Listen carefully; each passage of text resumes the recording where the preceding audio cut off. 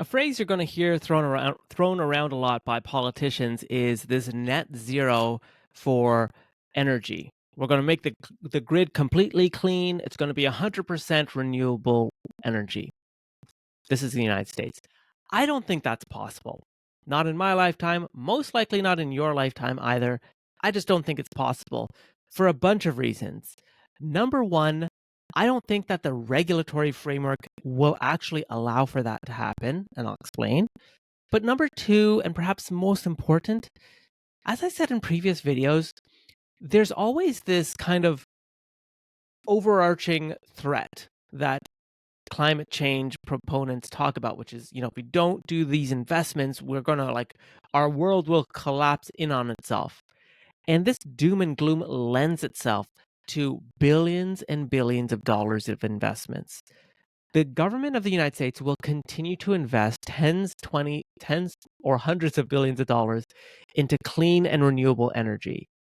I don't think it's going to make a dent, I shouldn't say a dent, a difference in the overall energy demand or framework because it won't be able to meet the population centers it needs to.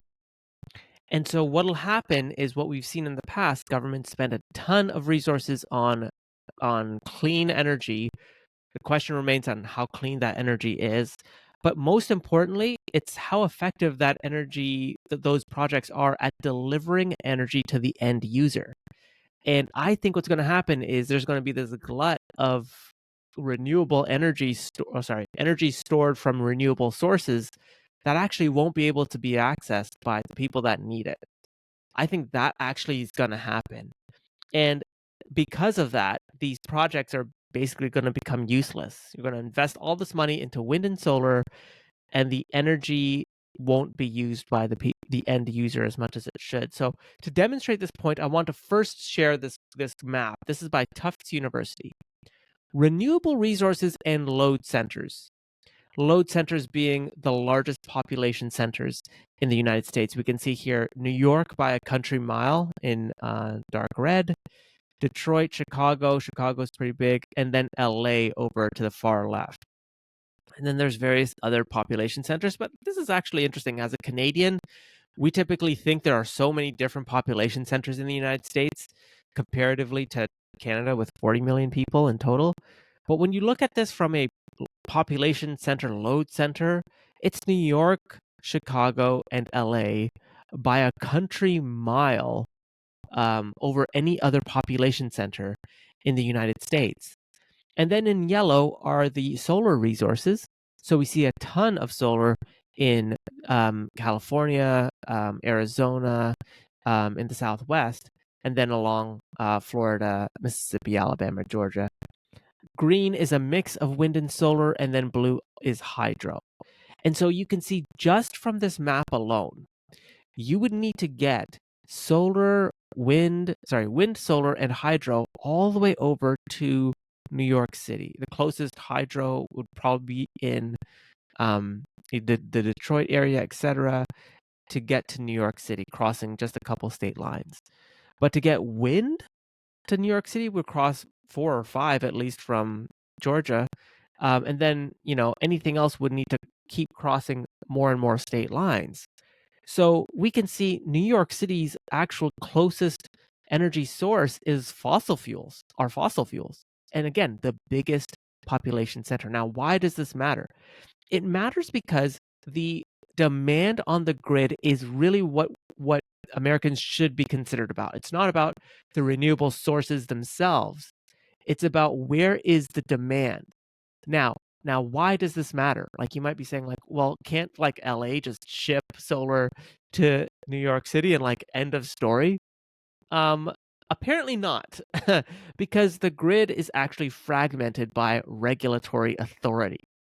See, back in the day, again, I didn't know this, but back in the day, electricity generation needed to be closer to consumers because there was just low voltage transmission, and they didn't really figure out how to transmit energy over large distances without losing a ton of power. So they made electricity generation closer to population centers. As a result of that, centralized power stations were developed, which were much more efficient than low energy generating stations. And this gave state and municipal governments oversight over these utilities because they were so essential to the running of the municipality. So this culminated in the Public Utility Holding Company Act, which establishes this regulatory model.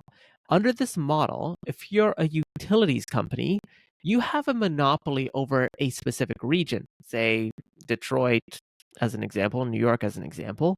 Um, but in exchange, you give up your oversight on pricing, right? Because you're the only game in town. So you can jack up the prices as high as you want. It's not like people can just be like, I don't want energy from source X, I want it from source Y. It's like, well, there really isn't a competitive a competitive market here, especially if you're the only utility. So as a result, the government says, okay, we're going to give you a monopoly, but you're going to give us pricing control, or public oversight on pricing. This is, again, to make sure that rates aren't just astronomical.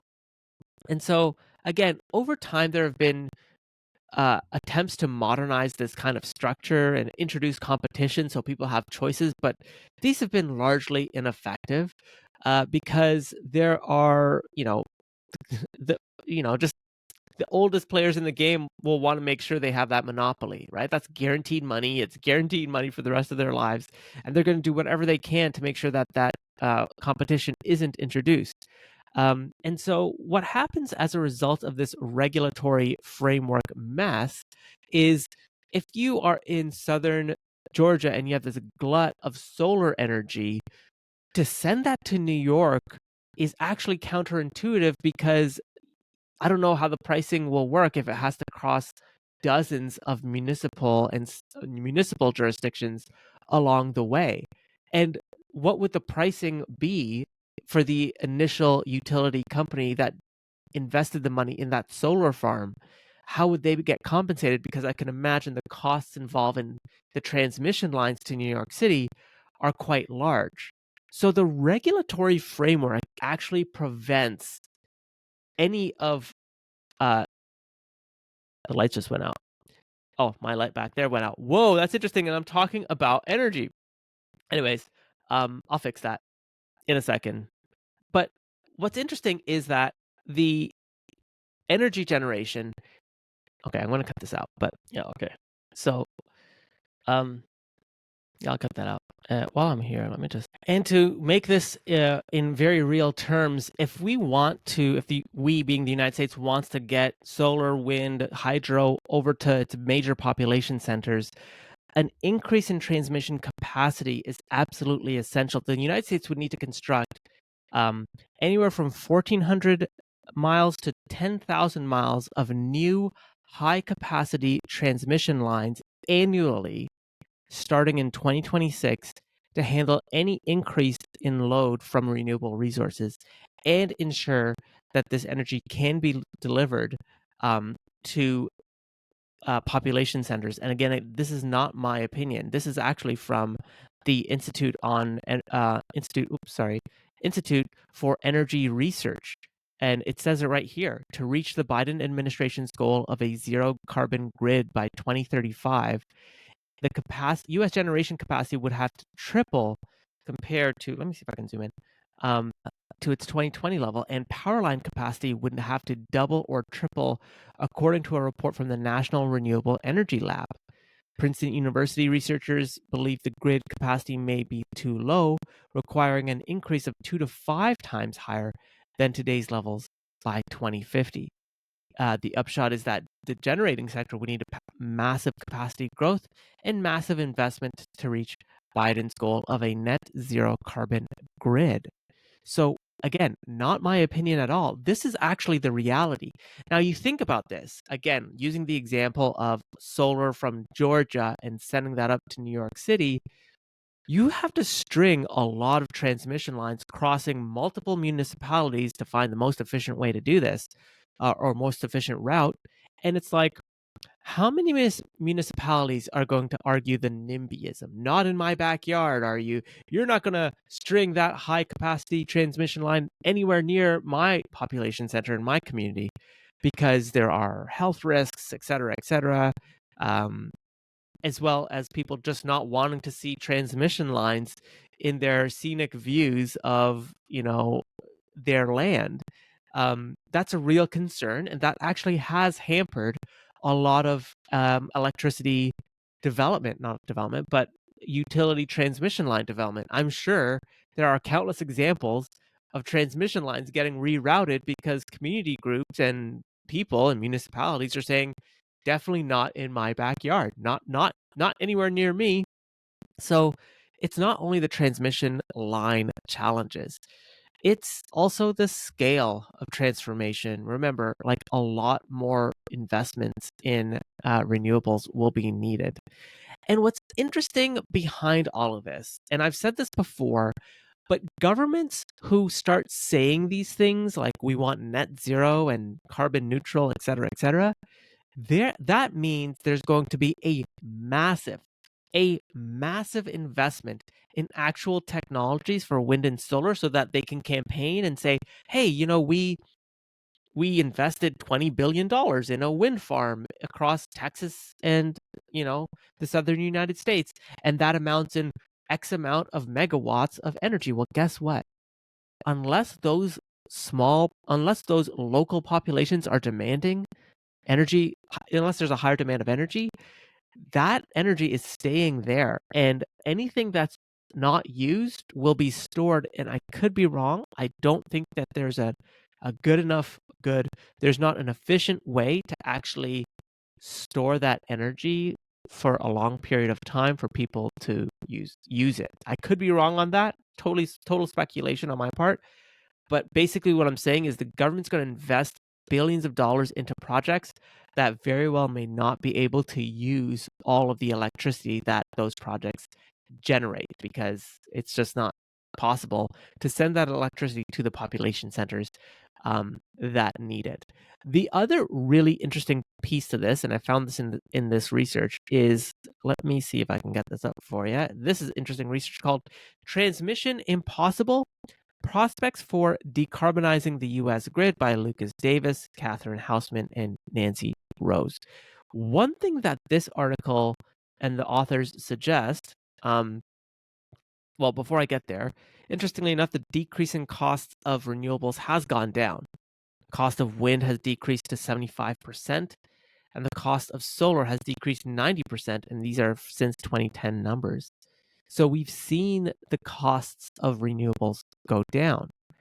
But one thing that the researchers suggest, which I find interesting and very much on point for what I consider climate change doom and gloom theory, not only should governments invest tens of billions into renewables, there should be some type of centralized authority at the federal level to oversee this kind of mad, mishmash of regulatory oversight. It needs to be inside the federal government to oversee the entire country. Now, what do you think that means?